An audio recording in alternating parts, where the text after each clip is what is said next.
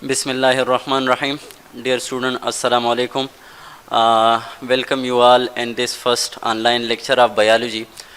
Today our topic is from second year chapter number 16 support and movement. तो आज हम जो है डिस्कस करेंगे ह्यूमन स्केलेटन के बारे में.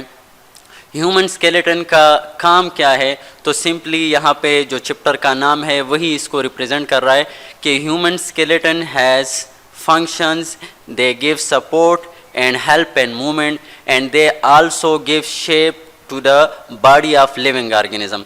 अब ह्यूमन स्केलेटन को डिटेल से पढ़ने से पहले हम जो है सबसे पहले इसकी कंपोजिशन पढ़ेंगे कि ह्यूमन स्केलेटन जो है वो किन चीज़ों से मिलकर बना है.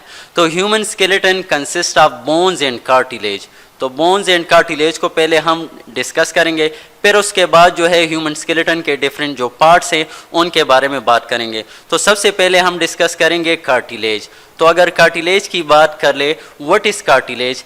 Cartilage is a type of connective tissue. तो जनरली अगर देखा जाए अक्सर जो है बच्चे कंफ्यूज होते हैं कि ह्यूमन बॉडी में जो है कितने डिफरेंट टाइप्स ऑफ टिश्यूज़ होते हैं. तो यहाँ पे अगर देखा जाए बस आसान सा आपको बता दूँ कि हमारी जो बॉडी है ये 4 डिफरेंट टाइप्स ऑफ टिश्यू से बना हुआ है, जिनमें से एक है हमारे पास कनेक्टिव टिश्यू, दूसरा है हमारे पास मस्कुलर टिश्यू, और थर्ड वन जो है वो है नर्वस टिश्यू, और फोर्थ वन है एपिथेलियल टिश्यू. तो बस आसान, इसमें जो है कन्फ्यूजन की ज़रूरत नहीं है. Our body is mainly made up of these 4 types of connective tissue, these 4 types of tissue. So यहाँ पे जब कार्टिलेज की बात आती है तो cartilage is a type of connective tissue. फिर कार्टिलेज में जो है 3 बातें आपके लिए बता दूं, ये जो है आपने आसान से जो है यहाँ पे याद रखने हैं, क्योंकि यही 3 बातें जब आप यहाँ पे याद रखोगे तो ये जो है डिस्कस होंगे फिर बोन में भी. तो यहाँ पे कार्टिलेज में जो है they have no blood supply, blood supply इसका नहीं होता. तो अगर ब्लड सप्लाई नहीं होता तो फिर यहाँ पे जो है इनको खुराक वगैरह किस तरह मिलता है? तो यहाँ पे जो है खुराक और फूड एक्सेट्रा जो है वो इसको मिलता है थ्रू डिफ्यूजन के ज़रिए.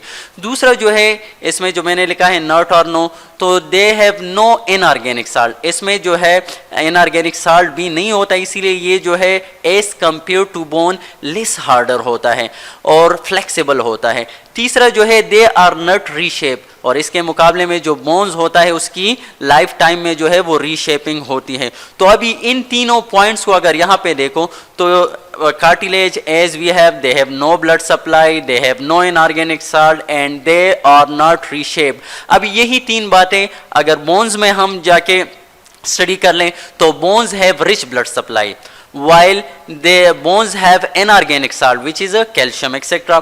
और तीसरा जो है बोन्स आर रीशेप्ड. तो यही 3 बातें जो है वो कंपैरिजन है बोन्स, और कंपेयर करते हैं बोन्स और कार्टिलेज को. अच्छा, दूसरा जो है कार्टिलेज को जब देखा जाए तो इसकी जो एक्सटर्नल कवरिंग है, तो कार्टिलेज की एक्सटर्नल कवरिंग को हम कहते हैं पेरिकॉन्ड्रियम.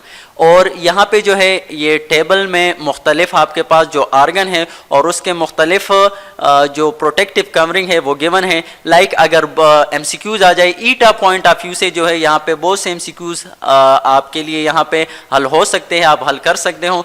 तो फॉर एग्जांपल अगर आ जाए द प्रोटेक्टिव या external covering of bone is called, तो वो सिंपल क्या है? Periosteum.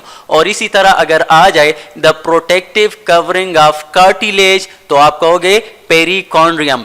And the protective covering of lungs is called what? Pleura. And the protective covering of brain is called meninges. And the protective covering of kidney is called peritoneum. Protective covering of kidney को हम peritoneum भी कह सकते हैं, बाज़ books में वो लिखा होता है स्पेसिफिक, ये एक जनरल टर्म है. स्पेसिफिक जो है इसको अगर हम कहें रीनल पेरिटोनियम, या जो है इसको हम फाइब्रस कैप्सूल अगर सही टर्म इस्तेमाल करें तो फाइब्रस कैप्सूल हमारे पास प्रोटेक्टिव कवरिंग है. दूसरा जो है हार्ट हमारे पास, तो हार्ट की जो प्रोटेक्टिव कवरिंग है वो पेरिकार्डियम है.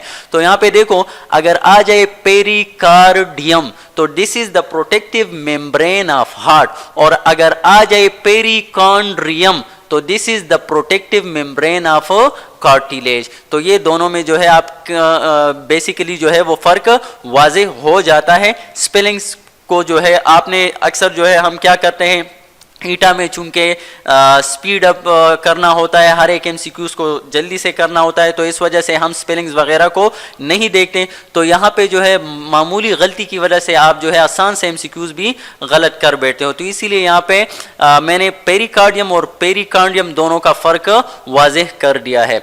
अच्छा, नेक्स्ट फिर जब कार्टिलेज में हम जाएंगे तो कार्टिलेज की जो जनरल कंपोजिशन है, तो अगर कार्टिलेज को देखा जाए तो ये हमारे पास इनमें एक है हमारे पास सेल्स और दूसरा है मैट्रिक्स। तो याद रखना सबसे पहले ये वर्ड मैट्रिक्स, इसका मतलब क्या है?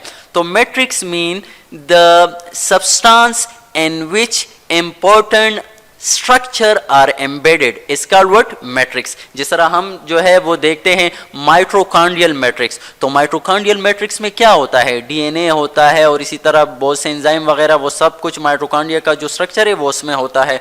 दूसरा इसी तरह आ जाता है हमारे पास बहुत से और भी मैट्रिक्स, बोन मैट्रिक्स वगैरह। तो जहाँ पे भी लफ्ज़ मैट्रिक्स आ जाए it's mean a substance in which important organ are embedded. तो इसका जो मैट्रिक्स है ये हमारे पास बना होता है कोलेजिन से। तो कोलेजिन हमारे पास क्या है? प्रोटीन है। अच्छा, जब भी आ जाए कोलेजिन तो आपने याद रखना है कोलेजिन के बारे में चंद इंपॉर्टेंट बातें, फिर उसके बाद आगे जाते हैं। तो कोलेजिन इज अ प्रोटीन, तो इसके बारे में आता है collagen is the most abundant protein in higher vertebrate. तो अगर लफ्ज आ जाए हायर वर्टिब्रेट तो वहां पे और प्रोटीन आ जाए तो वो क्या होगा? कोलेजिन आएगा। और अगर आ जाए which one is the most abundant protein in nature, तो अगर लफ्ज आ जाए नेचर, प्रोटीन आ जाए और मोस्ट एबंडेंट का लफ्ज आ जाए और साथ में आ जाए नेचर के, which one is the most abundant protein in nature, तो फिर जब नेचर की बात आएगी तो वो हमारे पास कोलेजिन नहीं बल्कि क्या है? रोबेस्को है। और you know RuBisCO is a ribulose abbreviation of RuBisCO is a abbreviation of what? Ribulose bisphosphate carboxylase oxygenase, जो कि एंजाइम है और ये यूज होता है डार्क साइकिल में। तो कोलेजिन हमारे पास फिर मुख्तलिफ किस्म का है। एक है कोलेजिन टाइप 1, दूसरा है कोलेजिन टाइप 2 और इसी तरह 3 and 4 सो ऑन। तो कोलेजिन टाइप 1 जो होता है वो हमारे पास मौजूद होता है बोन्स में, वाइल कोलेजिन टाइप 2 जो है वो हमारे पास मौजूद होता है कहाँ पे? कार्टिलेज में। इसी तरह सेल्स की जब बात आ जाती है तो the mature cells of the cartilage are called what? Chondrocytes. Next जो है हम डिस्कस करेंगे टाइप्स ऑफ कार्टिलेज पे। तो फिर टाइप ऑफ कार्टिलेज, इनका जो टाइप है किस वजह से है इसको डिटेल से हम नहीं पढ़ेंगे, जस्ट यहाँ पे जो है टाइप्स ऑफ कार्टिलेज और इनका लोकेशन के कहाँ पे ये मौजूद होते हैं।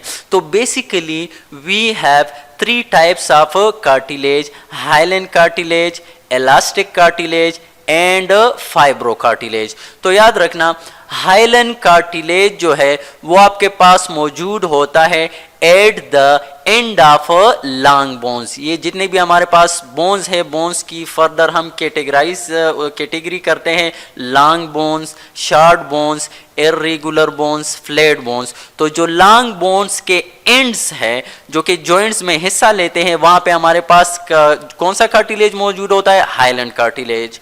दूसरा हमारे पास जो है ट्रिकिया में भी अक्सर हम कहते हैं कि ट्रिकिया में हार शू शेप या इनकम्प्लीट रिंग और सी शेप कार्टिलेज आते हैं। तो अब अगर आ जाए कि trachea have which type of cartilage, तो यहाँ पे आपके पास आसान सा वो हल मौजूद है और वो क्या है कि hyaline cartilage is present in the trachea.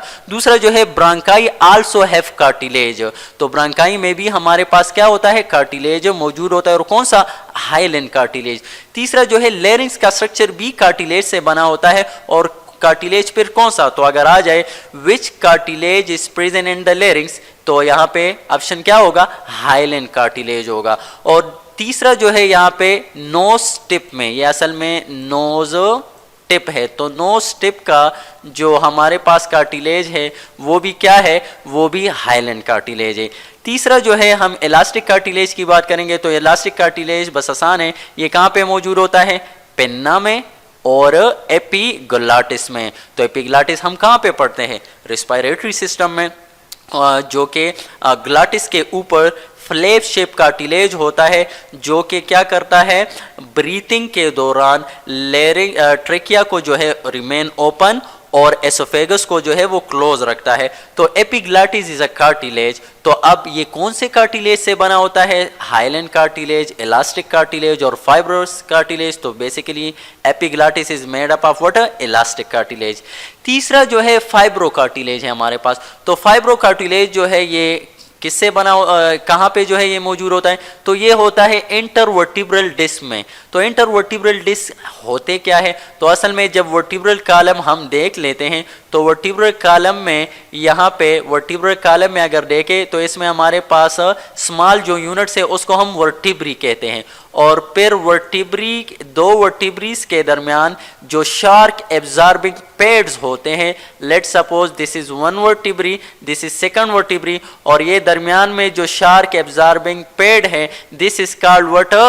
Intervertebral disc. और this intervertebral disc is made up of fibro cartilage. ये भी हमारे पास फाइब्रो कार्टिलेज से बना होता है।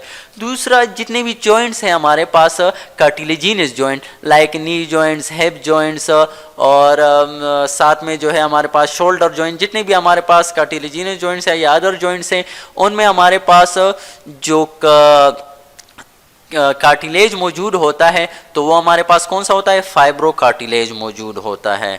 तो नेक्स्ट है एमसीक्यूज। अब जितने भी हमने ये टॉपिक पढ़े इसके बारे में एमसीक्यूज, तो जनरली आपको जो है सिर्फ कंसेप्ट देख के किस तरह के एमसीक्यूज आ सकते हैं। तो फर्स्ट ऑफ ऑल जो है कार्टिलेज कंटेन, तो कार्टिलेज में हमारे पास क्या होता है? कोलेजन। हाँ, कोलेजन तो होता है, लेकिन कौन सा कोलेजन होता है? टाइप 1 होता है या टाइप 2 होता है?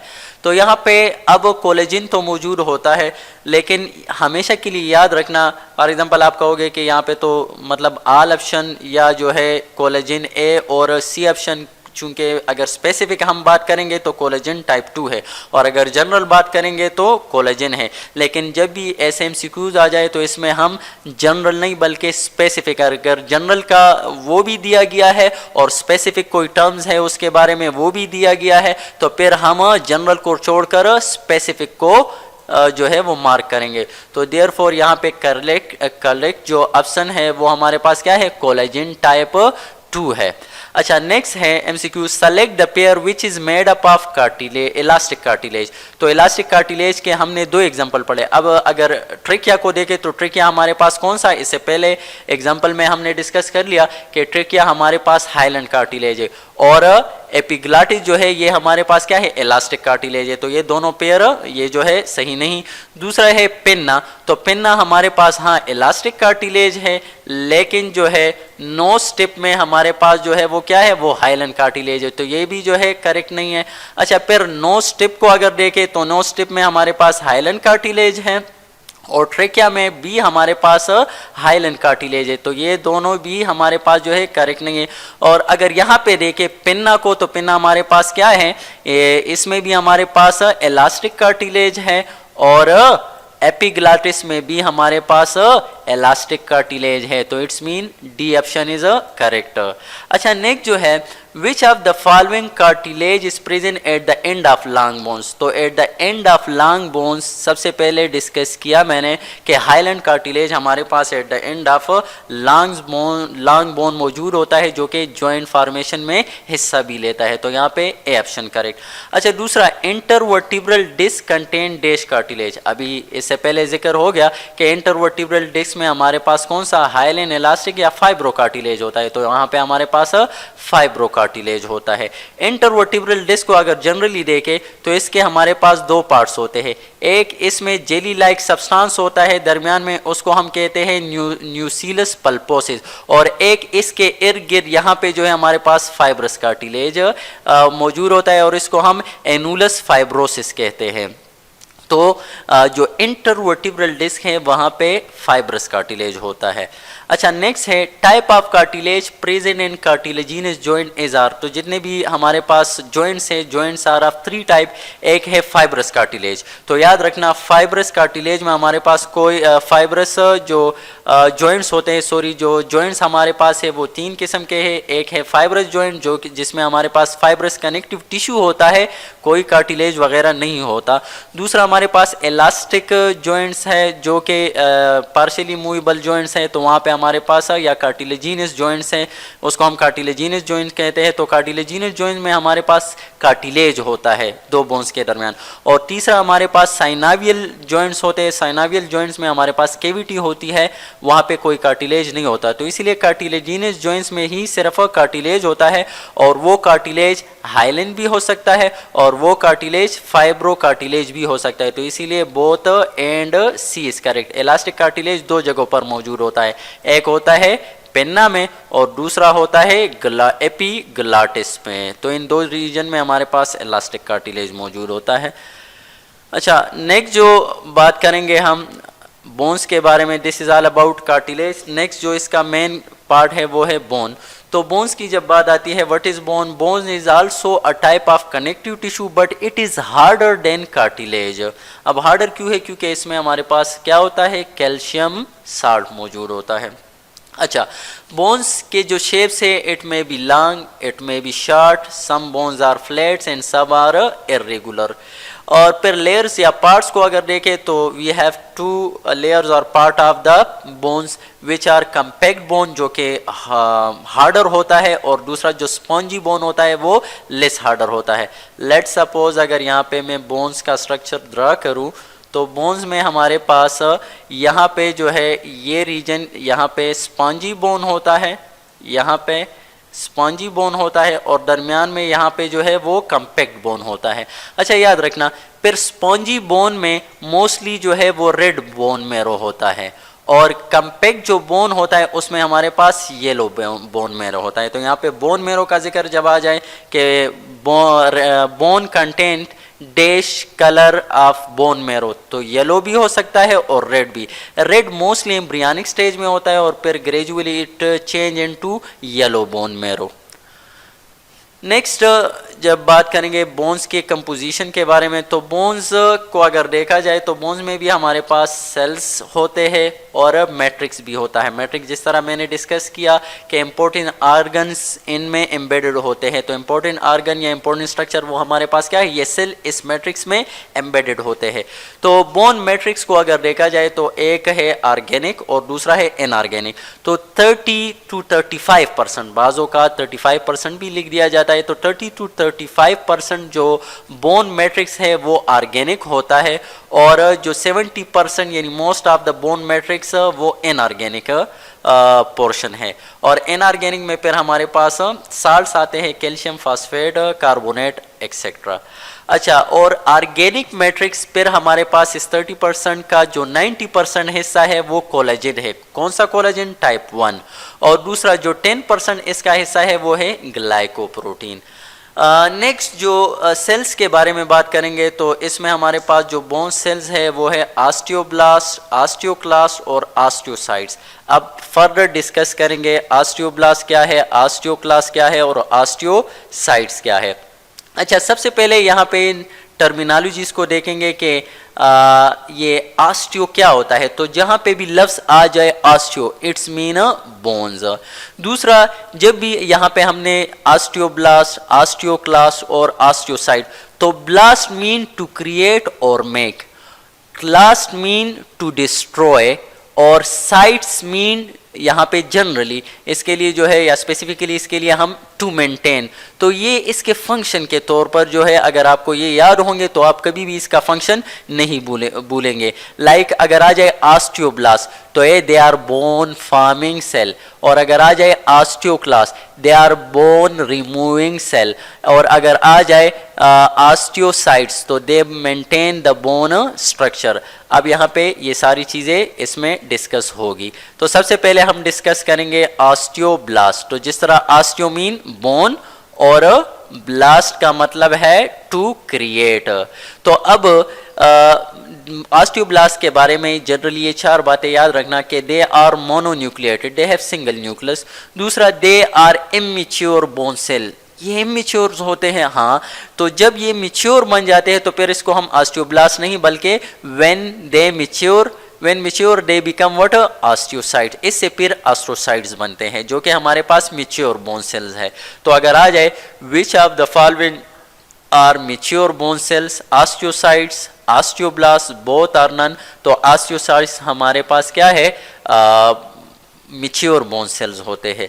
अच्छा, दूसरा, चूंकि ये जो है ऑस्टियोब्लास्ट, जिस तरह के मैंने कहा, इट्स मीन टू क्रिएट और टू मेक और टू फॉर्म, तो इसीलिए they are also called bone forming cells. इसका जो बोन फार्मिंग सेल मीन कि इनका जो फंक्शन है वो क्या है, ऑसिफिकेशन। इसका फंक्शन है ऑसिफिकेशन। ऑसिफिकेशन कैसे कहते हैं, अभी फर्दर इंशाल्लाह इसके बारे में आगे जाके बात करेंगे भी। Ossification mean the forming of new bone tissue. तो ऑसिफिकेशन जो फंक्शन है, अगर आ जाए, ossification is the role of या the function of what, osteoblast. Okay, next जो है ऑस्टियोक्लास्ट के बारे में हम पढ़ेंगे। तो ऑस्टियोक्लास्ट जो है वो it is also a type of bone cells. तो ऑस्टियोक्लास्ट के बारे में सबसे पहले बात जो आपने याद रखनी है, दे आर मल्टी न्यूक्लिएटेड। अच्छा, जब भी आ जाए मल्टी न्यूक्लिएटेड तो याद रखना हमारे बॉडी में 2 ही ऐसे सेल्स हैं जो कि हैं मल्टी न्यूक्लिएटेड। एक है ऑस्टियोक्लास्ट और दूसरा है मसल, स्केलेटल मसल। वो कौन से हैं, तो skeletal muscles and osteoclast, these both are what, multi nucleated. ये हमारे पास क्या है, मल्टी न्यूक्लिएटेड है। दूसरा जो है they are called macrophages of bones. Macrophages of bones, जिस तरह मैंने आपको कह दिया कि osteo mean bones and clast mean to destroy और टू रिमूव, तो ये जो है हमारे पास they are called macrophages of bone, क्योंकि इनका जो काम है ये क्या करते हैं, दे आर इन्वॉल्व इन रिसर्प्शन। रिसर्प्शन किसे कहते हैं, removing of old tissue of bones. तो इनका जो काम है ये removing old tissue of the bone, तो इसी वजह से इसको हम कहते हैं bone removing cell, bone removing cell भी कहते हैं। अच्छा, यहाँ पे मैंने लफ्ज इस्तेमाल किया है मैक्रोफेजेस ऑफ बोन। तो मैक्रोफेजेस असल में है क्या, तो याद रखना macrophages are type of what, WBC। ये हमारे पास WBC की एक टाइप है। और याद रखना WBC जो मैक्रोफेजेस है, बास ऐसे आर्गन है जिसके अपने अपने मैक्रोफेजेस होते हैं। लाइक यहाँ पे अगर इस टेबल में हम देख ले तो macrophages of some organ like macrophages of bones is called osteoclast, macrophages of brain is called microglial cell, and macrophages of liver are called Kupffer cell, and macrophages of lungs are called alveolar macrophages, and macrophages of skin are called dendritic cell. तो MCQs इनसे बहुत से आ सकते हैं कि macrophages of liver are called what, options बहुत से हो तो आपने कूपर सेल को जो है वो टिक करना है। इसी तरह इनसे बहुत से एमसीक्यूज आ सकते हैं। अच्छा, नेक्स्ट जो है हम डिस्कस करेंगे ऑस्टियोसाइट्स की। तो osteo mean bone and cytes mean to maintain. तो ये दे आर डिराइव, सबसे पहले they are derive from osteoblast, क्योंकि ऑस्टियोब्लास्ट हमारे पास क्या है, इमैच्योर बोन सेल्स है, और ऑस्टियोसाइट जो है वो मैच्योर बोन सेल्स है। तो they are mature bone cells. अच्छा, नेक्स्ट जो है दे हैव मेनी एक्सटेंशन। ये जो हमारे पास सेल्स होते हैं इस तरह के, इसके बहुत से एक्सटेंशंस होते हैं, और through these extension they communicate with other bone cells. अच्छा, नेक्स्ट हम डिस्कस करेंगे जो रिमूवलिंग। रिमूवलिंग असल में क्या है, रिमूवलिंग है the process of removing old mature bone tissue, या इसको हम कहते हैं resorption and formation of new bone tissue, और इसको हम कहते हैं ossification, is called what, remodelling. मतलब रिमूवलिंग जो है वो 2 प्रोसेस का मजमुआ है। एक है रिजर्प्शन जिसमें रिमूविंग ओल्ड टिश्यूज को, बोन टिश्यू को रिमूव करते हैं, और दूसरा जो है ossification in which new bone tissues are form. तो resorption is the function of what, resorption is the function of osteoclast, while ossification इससे पहले मैं डिस्कस कर चुका हूं कि it is the function of what, osteoblast. ये हमारे पास फंक्शन है किसका, ऑस्टियोब्लास्ट का फंक्शन है। नेक्स्ट जो है, अब एमसीक्यूज की तरफ आते हैं कि किस तरह के एमसीक्यूज आ सकते हैं आपके जहन में हो। Which of the following are not bone cells. तो अगर देखा जाए ऑस्टियोब्लास्ट है, यहाँ पे ऑस्टियो आ गया है, तो जहाँ पे भी ऑस्टियो आया है वो सारे क्या है, बोन सेल है। तो एक्सेप्शनल कौन सा हो गया, कॉन्ड्रोसाइट्स। और कॉन्ड्रोसाइट हमारे पास क्या है, ये कार्टिलेज के सेल्स है।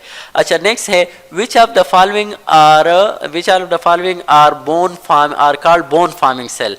तो bone forming cell, blast mean to create और फॉर्म, तो इसीलिए osteoblast are called what, bone forming cell. Osteoclast bone removing cell, और कॉन्ड्रोसाइट ये सेल्स हैं हमारे पास कार्टिलेज के, और ऑस्टियोसाइट्स ये भी बोन सेल्स है लेकिन दे मेंटेन बोन स्ट्रक्चर। अच्छा, थर्ड है dash percent of bone organic matrix is made up of collagen type 2। तो यहाँ पे अब मैंने कोलेजिन को देख लिया और बस जल्दी से मैं लिख देता हूँ कि कोलेजिन जो हमारे पास बोन्स में मौजूद होता है वो कितना होता है ऑर्गेनिक मैट्रिक्स में, 90%। मतलब 30% तो टोटल होता है ऑर्गेनिक मैट्रिक और 30% में फिर 90%। लेकिन यहाँ पे मैं टाइप 2 को इग्नोर कर लेता हूँ। तो अगर टाइप 2 को मैंने इग्नोर कर लिया तो फिर मैं एमसीक्यूज, आसान एमसीक्यूज और उसको गलत कर बैठूंगा। तो याद रखना, बोन में हमारे पास कोलेजिन होता है लेकिन टाइप 2 नहीं होता, टाइप 1 होता है। तो अगर टाइप 1 होता तो फिर हमारे पास ऑप्शन 90% करेक्ट होता। लेकिन चूंकि ये टाइप 2 है और टाइप 2 हमारे पास कहाँ पे मौजूद होता है, ये कार्टिलेज में मौजूद होता है। तो इसीलिए ऑप्शन हमारे पास कौन सा करेक्ट है, नन, क्योंकि यहाँ पे बोन्स में हमारे पास तो कोलेजिन टाइप 2 होता ही नहीं है। अच्छा, नेक्स्ट जो है हम डिस्कस करेंगे about the difference between what bones and cartilage. तो अभी बोन्स और कार्टिलेज को हमने डिस्कस कर लिया, now we will discuss its different. तो आसान है, तो बोन्स और कार्टिलेज को हम देखेंगे तो इसमें हमारे पास ये चंद डिफरेंसेस नुमाया है। पहले क्या है, सेल्स। तो बोन्स के जो सेल्स है वो क्या है, ऑस्टियोब्लास्ट, ऑस्टियोक्लास्ट और ऑस्टियोसाइट। फिर कार्टिलेज के जो सेल्स है उसको हम कॉन्ड्रोसाइट्स कहते हैं। फिर बोन में हमारे पास जो प्रोटीन है वो है कोलेजिन टाइप 2, और कार्टिलेज में जो प्रोटीन है वो क्या है, कोलेजिन टाइप 1 जो है बोन्स में, और टाइप 2 जो है वो कार्टिलेज में। अच्छा, बोन्स आर रीशेप्ड, इसकी रीशेपिंग होती है थ्रू लाइफ टाइम में, जबकि कार्टिलेज आर नॉट रीशेप्ड। दूसरा जो है, they have rich blood supply, bones में जो है ब्लड सप्लाई होता है, जबकि यहाँ पे जो है they have no blood supply. तो अगर ब्लड सप्लाई नहीं है तो यहाँ पे दो बातें याद रखनी है आपने। एक ये कि अगर ब्लड सप्लाई नहीं है तो उसको खुराक कैसे मिलता है, तो डिफ्यूजन के जरिए। दूसरा, अगर ब्लड सप्लाई नहीं है तो यहाँ पे जो हीलिंग रेट होगा वो भी क्या होगा, वो स्लो होगा। तो अगर आ जाए वाई कार्टिलेज हील स्लोली, तो आपने कहना है क्या, because they have no blood supply therefore they heal slowly। अच्छा, नेक्स्ट जो है, बोन हमारे पास हार्ड है बिकॉज यहाँ पे they are strengthened by inorganic salt, और यहाँ पे ये इलास्टिक है, फ्लेक्सिबल है, तो ये जो है यहाँ पे साल्ट मौजूद नहीं होता कार्टिलेज में। नेक्स्ट जो है, बोन्स में अगर बात करेंगे तो एक्सटर्नल कवरिंग जो इसका होता है उसको हम पेरियास्टियम, जो कि इससे पहले टेबल में जिक्र हो भी गया, और इसका जो एक्सटर्नल कवरिंग है वो क्या है, पेरिकार्डियम। अगर बोन्स के हार्मोनल कंट्रोल को हम देख लें, ये बहुत ही इंपॉर्टेंट है, क्योंकि कौन से ऐसे हार्मोन्स हैं जो कि बोन्स पर डायरेक्टली और इनडायरेक्टली जो है वो इफेक्ट कास्ट करता है, शो कर सकता है।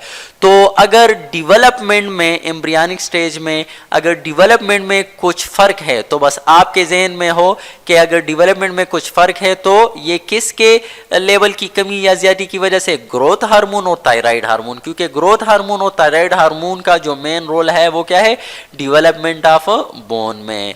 अच्छा, दूसरा, maintain bone up life time के बाद, बर्थ के बाद फिर लाइफ टाइम में इनके जो स्ट्रक्चर को मेंटेन रखता है वो कौन से है, टेस्टोस्टेरोन और एस्ट्रोजन। तो टेस्टोस्टेरोन तो हमारे पास क्या है, ये मेल सेक्स हार्मोन है, और ये है हमारे पास मेल सेक्स हार्मोन, और एस्ट्रोजन जो है वो हमारे पास है क्या, फीमेल सेक्स हार्मोन। तो अब मेल सेक्स हार्मोन है हमारे पास टेस्टोस्टेरोन, तो क्या ये फीमेल में हो सकता है? हाँ, फीमेल में भी हो सकता है। कहाँ पे? तो फीमेल में याद रखना, जो हमारे पास किडनी है, तो किडनी के ऊपर हमारे पास क्या होता है, एड्रीनल ग्लैंड होता है, और एड्रीनल जो ग्लैंड है, एड्रीनल ग्लैंड में हमारे पास एड्रीनल कार्टेक्स होता है, और एड्रीनल कार्टेक्स से हमारे पास टेस्टोस्टेरोन सिक्रीट होता है। तो इसीलिए अगर आ जाए कि testosterone is male sex hormone, it is present in male female both are none, तो ऑप्शन बोथ आएगा। तो अब टेस्टोस्टेरोन का जो काम है वो हमारे पास क्या है, मेल जो सेकेंडरी सेक्सुअल कैरेक्टर है उसको कंट्रोल करता है। तो फीमेल में क्या काम है, तो यहाँ पे दे maintain bone structure, bone structure के मेंटेनेंस में इसका रोल है। दूसरा है एस्ट्रोजन, तो एस्ट्रोजन हमारे पास है फीमेल सेक्स हार्मोन। तो अब फीमेल सेक्स हार्मोन है, आया ये मौजूद हो सकता है, क्या ये हो सकता है मेल में, तो हाँ ये मेल में भी मौजूद है। तो अब मेल में ये कहाँ पे होता है, तो याद रखना मेल में हमारे पास एक एंजाइम होता है और उसको हम कहते हैं एरोमाटेज। क्या, एरोमाटेज। और ये एरोमाटेज एंजाइम क्या करता है, this aromatase enzyme convert testosterone into estrogen, ये टेस्टोस्टेरोन को एस्ट्रोजन में कन्वर्ट करता है। तो एस्ट्रोजन की अगर जनरल फंक्शन पर हम बात करें तो generally estrogen have role and secondary sexual character of female. अब तो मेल में इसका क्या काम है, तो ये सिर्फ सेकेंडरी सेक्सुअल कैरेक्टर नहीं बल्कि ये बोन स्ट्रक्चर के मेंटेनेंस में भी इसका रोल है। अच्छा, थर्ड है हमारे पास मेंटेन ब्लड कैल्शियम लेवल, क्योंकि जब भी हमारे पास कैल्शियम लेवल कम या ज्यादा होगा, फॉर एग्जांपल अगर कम है तो ये हम लेंगे कहाँ से, बोन्स से हम लेंगे, और इसी तरह अगर कैल्शियम हमारे पास ज्यादा हो जाता है तो उसकी डिपोजिशन जो है वो बोन्स ही में होगी। तो याद रखना calcitonin, calcitonin is a hormone which is secreted from thyroid gland, और याद रखना ये जो है क्या काज करता है, हाइपोकैल्सीमिया, मींस कि ये कैल्शियम लेवल को कम करता है। तो how it reduce the calcium level in the blood, it reduce the calcium level in the blood by depositing it on the bone. दूसरा हमारे पास है पैराथार्मोन, तो पैराथार्मोन क्या करता है, it increase the calcium level in the blood, ये इन response of जब भी हमारे पास कैल्शियम लेवल जो है वो कम होगा तो फिर पैराथार्मोन सिक्रीट होता है और ये ब्लड कैल्शियम लेवल को ज्यादा कर देता है। तो यहाँ पे एक तो आप को ये समझ में आ गया कि कैल्सिटोनिन और parathormone they maintain the calcium level. दूसरी एक बात यहाँ पे याद रखना कि दे आर एंटागोनिस्ट, ये हमारे पास क्या है, एंटागोनिस्ट। एंटागोनिस्ट क्या करता है, जिस तरह आग और पानी है, दोनों जो है एक साथ नहीं हो सकते, दोनों का जो फंक्शन है वो क्या है, अपोजिट है। तो इसी तरह इनका जो फंक्शन है वो क्या है, अपोजिट है। तो वो तमाम हार्मोन जिनका फंक्शन अपोजिट होता है, एक जो है किसी सब्सटेंस को या किसी जो है एलिमेंट की जो ब्लड में कंपोजिशन है उसको ज्यादा करता है, दूसरा कम करता है, तो उसको हम क्या कहते हैं, एंटागोनिस्ट कहते हैं। तो अब हम एंटागोनिस्ट की चंद एग्जाम्पल और भी जो है हमारे जहन में हो, तो दूसरा अगर देखें एंटागोनिस्ट, तो एंटागोनिस्ट हमारे पास इंसुलिन और ग्लूकागॉन भी है हमारे बॉडी में।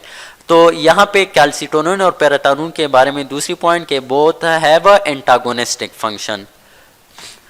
नेक्स्ट एमसीक्यूज अब इसी तरह जो है आएंगे, तो याद रखना इससे पहले जितने भी मैंने एमसीक्यूज आपको बता दिए, तो हर एक टॉपिक के बाद जब भी आप एमसीक्यूज पर गौर करोगे तो आपके लिए जो है वो टॉपिक जो है और भी आसान हो जाएगा। तो अब यहाँ पे अब अगर उस टॉपिक को हम समझ चुके हैं तो यहाँ पे एमसीक्यूज को हल करना फिर हमारे लिए आसान है।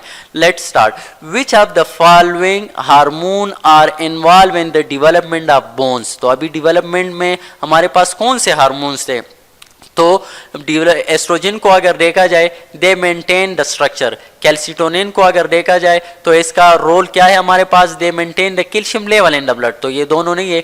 फिर टेस्टोस्टेरोन को अगर देखा जाए तो इससे प्रीवियस हमने पढ़ लिया कि testosterone also maintain the bone structure. Parathormone का अगर हम देख ले तो पैराथार्मोन और कैल्सिटोनिन तो क्या है, एंटागोनिस्टिक है, तो ये भी क्या करता है, calcium level in the blood को मेंटेन रखता है।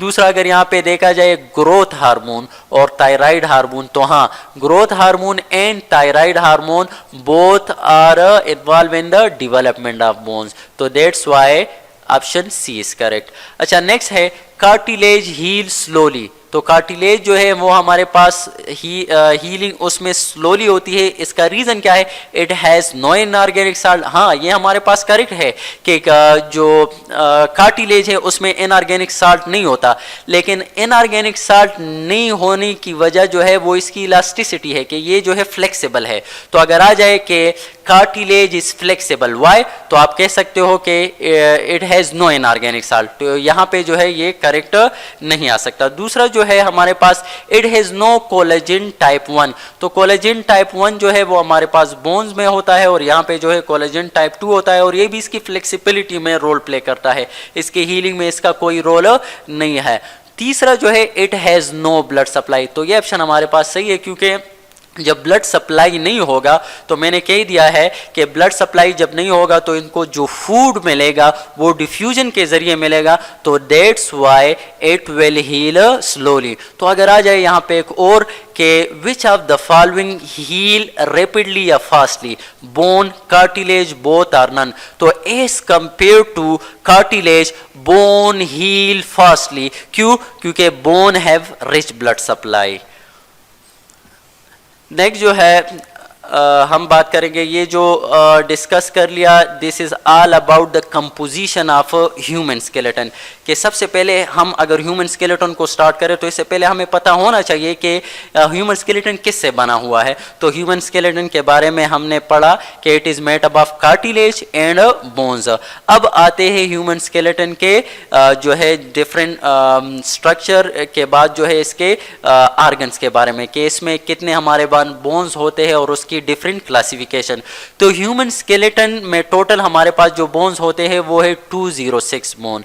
फिर human skeleton is further divide into two, which is axial skeleton and appendicular skeleton. तो याद रखना, axial skeleton, that skeleton which lies at the center of our body is called what? Axial skeleton। और axial skeleton अगर आ जाए कि the axial skeleton is made up of dash bones। तो कितने टोटल हमारे पास 206 बोन है और उसमें 80 बोन जो है it make up the axial skeleton। दूसरा appendicular skeleton, that skeleton which lies at the side of our body is called what? Appendicular skeleton। और टोटल हमारे पास 206 बोन है और उन 206 में हमारे पास जो appendicular skeleton है it is made up of what? 126 bones. तो यहाँ पे बहुत से MCQs आप हल कर सकते हो। अगर आ जाए कि axial skeleton is made up of how many bones? 80, 126, 30 कितने? तो 80 करेक्ट ऑप्शन होगा और इसी तरह सोआन बहुत से MCQs आप जो है हल कर सकते हो। अब फर्दर एक्सियल स्केलेटन के पार्ट्स, तो एक्सियल स्केलेटन में हमारे पास स्कल आता है और स्कल में हमारे पास टोटल 28 बोन होते हैं। अब स्कल को फिर फर्दर हम नेक्स्ट जो वीडियो होगा इंशाल्लाह उसमें फिर लेक्चर होगा, उसमें हम उसको फर्दर डिटेल से जो है डिस्कस करेंगे। अभी सिर्फ जनरली इसके जो है टोटल बोन्स हम डिस्कस करेंगे कि टोटल बोन्स इनमें कितने हैं। तो skull is made up of 28 bone. फिर निक रीजन में एक बोन हमारे पास होता है और उसको हम हाईआइड बोन कहते हैं। और फिर रिब केज में हमारे पास जो है वो 25 बोन्स होते हैं और वो टिब्रल कॉलम में 26। तो इन सब को मिलाकर हमारे पास जो बोन्स बनते हैं वो 80 बोन्स होते हैं। फिर एपेंडिकुलर स्केलेटन हमारे पास जो होता है इनके दो पार्ट्स है, एक है pectoral girdle and upper limbs और दूसरा है पेल्विक गर्डल एंड लोअर लिम्ब। तो pectoral girdle and upper limb both are made up of 64 bone, while pelvic girdle and lower limb both are made up of what? 62 bones। तो इन दोनों को जमा करके ये हमारे पास कितने आएंगे? 126 बोन आएंगे। और फिर फर्दर इंशाल्लाह नेक्स्ट वीडियो में जो है हम डिस्कस करेंगे इनके फर्दर पार्ट्स को। Thank you so much. Any confusion किसी भी टॉपिक में हो तो आप जो है क्वेश्चन जो है कमेंट बॉक्स में लिख सकते हैं।